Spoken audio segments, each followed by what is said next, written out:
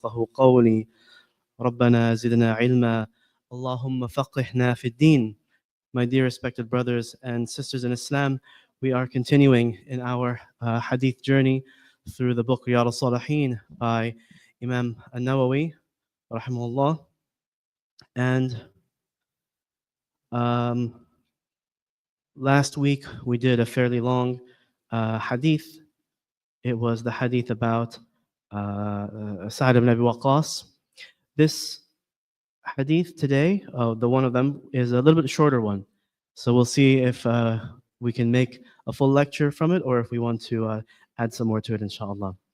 So it was narrated by Abu Hurairah radiallahu anh, that Rasulullah sallallahu alayhi wa sallam said, Allah does not look at your figures nor your attire, but He looks at your hearts and accomplishments. And this was narrated in Sahih Muslim. So we have here a very important point that flies in the face of what many people, especially those who are away from Islam, believe. Allah subhanahu wa ta'ala has favored everybody in different ways. Some He has favored with wealth, some He has favored with intelligence, some He has favored with good looks, some He has favored with good shape, good form, healthy, strong bodies, or that the people love them, or. Allah has given favors to whomever He wills, however He wills, by His wisdom. And we are grateful to Allah subhanahu wa ta'ala for whatever He's given us, and in whatever capacity, and we avoid looking to somebody else because and comparing ourselves, because for every favor Allah subhanahu wa ta'ala has given, there's with that also a test. If Allah has given someone a test of wealth, they're accountable also for that wealth. They might be able to spend more freely than those who have less, but they are accountable to Allah subhanahu wa ta'ala for more. If Allah has given somebody an easy life where they don't face the same kinds of hardships as other people, then that person also will have to answer to Allah subhanahu wa ta'ala, what did you do when you did not have to struggle for food or safety or your health was good? How did you show your gratitude to me?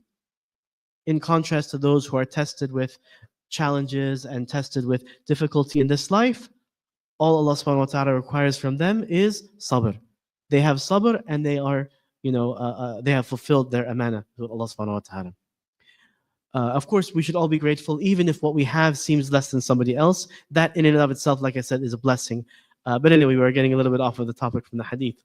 The point is, these attributes of your physical form, of what Allah subhanahu wa ta'ala has bestowed upon you, these are from Allah subhanahu wa ta'ala. Why would Allah judge you according to what He gave you and you had no choice whatsoever to do with? It wouldn't be fair. Rather, this hadith explains, Allah looks at our hearts and our accomplishments. Now it's true, without going too deep into the topic, those are also part of Allah's creation. But we are the ones who enact those things and act upon that. We are Allah's creation, but we own what is in our hearts and what is in our accomplishments and deeds. So what does that mean? It means not like what the rich people say, oh, I must be beloved by Allah because Allah gave me riches.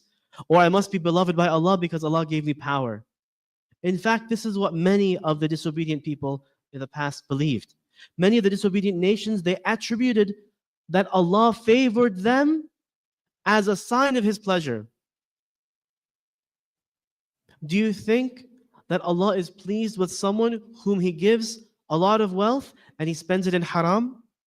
Do you think that Allah subhanahu wa ta'ala is pleased with somebody whom He's given him good health and strength and he uses that to oppress people and to commit more sins? Do you think that Allah subhanahu wa ta'ala loves somebody who Allah has given him authority, unquestioned authority, and he uses it to oppress and cause harm and spread fasad in the world? The answer, of course, is no. But what Allah does look at is what is in the hearts of the people. What is in your heart? That's your intentions. What do you intend? And then by the deeds that you achieve. Your intentions, what is in your heart, and what you have achieved, your accomplishments and your deeds. So when Allah subhanahu wa ta'ala looks to people, it is don't judge or don't presume that because their life looks easy in comparison to yours, they are more beloved by Allah subhanahu wa ta'ala. No, it has nothing to do with that. It might be Allah loves that person, especially if they do good, if they do good deeds. Perhaps they do bad now and they will turn later in their life. Allah will turn them toward their qadr, which is to have the deeds of the people of Jannah toward the end of their life. Perhaps. But the point is, it's not sufficient to see the shape and the form of somebody. A person who is beautiful, considered beautiful by the status of the people of this world, it does not mean Allah loves them. Allah gave them this, and as Allah gave everything to everybody, but what Allah gives does not mean what Allah is pleased with. Okay, I think we've covered this hadith enough. Let's move to the next one, inshallah. Abu Musa al-Ash'ari radiallahu anhu has reported that Rasulullah sallallahu alaihi wasallam was asked about who fights in the battlefield out of valor or out of zeal or out of hypocrisy. Which of these is considered as fighting in the cause of Allah? He sallallahu alaihi wasallam said, he who fights in order that the word of Allah remains supreme is considered as fighting in the cause of Allah. And this hadith is muttafaqun alayh. It was narrated in both Sahih Bukhari and Sahih Muslim. So very interesting hadith, very good one for us. So when people go out to fight, when they were going out for jihad to defend the Muslims, to spread the word of Islam, someone may just love bloodshed. Someone may just love fighting. Someone may love the glory and the valor of the battlefield. And this is what drives them to fight. I mean, we've seen, well, we have or we haven't, the figures of Rambo and the figures of, big warriors and in the ancient, stories and things like that. They always talk about the valor and the glory of the heroes who fought, with and had victory. And then, every culture, every society has always praised their war heroes. Even here in America, in the United States, the war hero is a figure that is universally regarded as, with respect and is given honor. But when the Prophet ﷺ was asked which of the ones who fight for valor or zeal or hypocrisy, which of them is considered as fighting fi sabilillah, he didn't mention any of these that was asked in the question. Rather, he said the one who's fighting so that the word of Allah remains supreme. Now, we have to explain this a little bit more. What does it mean that the word of Allah reigns supreme? What does it mean to have the word of Allah reigning supreme? Because some people misconstrue this to mean that means everybody is Muslim. No, it doesn't.